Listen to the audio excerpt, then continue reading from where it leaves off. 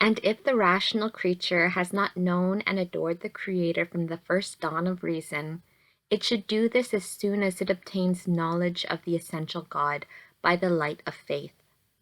From that very moment, the soul must exert itself never to lose him from her sight, always fearing him, loving him, and reverencing him. Thou, my daughter, owest this adoration to God from the beginning of thy life. But now I desire thee to practice it in a more perfect manner, as I shall show thee. Direct the eyes of thy soul toward the essence of God, which is without beginning and without limit. Contemplate his infinite attributes and perfections. Consider that he alone is the true holiness, the highest good, the most noble object of creatures, that he alone gave being to all things, and without having need of them, sustains and governs them. He is consummate beauty without defect. He is eternal in his love, true in his words, and most faithful in his promises. He it was who gave his own life and subjected himself to sufferings for the good of his creatures without waiting for any merits on their part. Over this wide field of goodness and of benefits extend thy vision and occupy thy faculties without forgetting or wandering away therefrom. For, having obtained such a great knowledge of the highest good, thine would be a loathsome meanness and disloyalty to forget him, and horrible would be thy ingratitude, if, after having received an enlightenment so much above the common and ordinary, and divinely infused by faith, thou wouldst allow thy understanding and will to swerve from the course of divine love.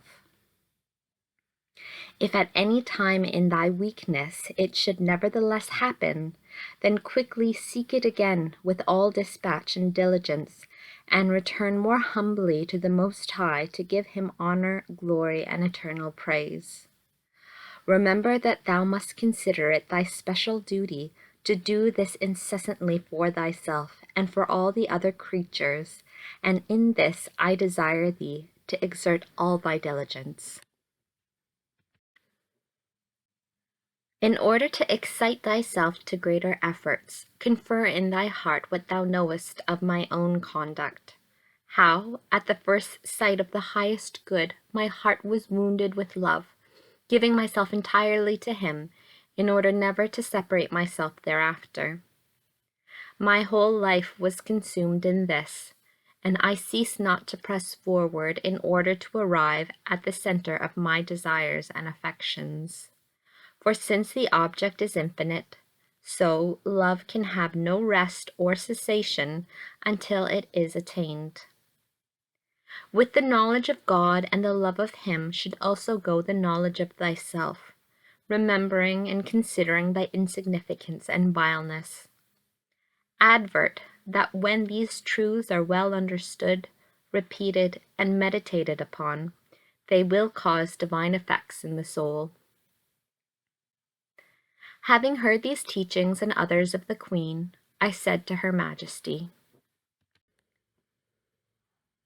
My mistress, whose slave I am, and to whom I dedicate and consecrate myself anew, not without cause has my heart desired and asked for this day, on which, according to thy maternal condescension, I might come to know thy heavenly doings, and hear thy sweet and salutary words. I confess, O Queen, from all my heart, that I can claim no goodness on my part which deserves such a benefit as a reward, and, if I were not obeying thy will and that of thy divine Son, I would look upon the attempt to right thy life as an unpardonable presumption. Accept, O my Lady, this sacrifice of praise from me, and speak that my servant may hear. Let thy most delightful voice, O sweetest Lady, resound in my ears, for thou hast the words of life.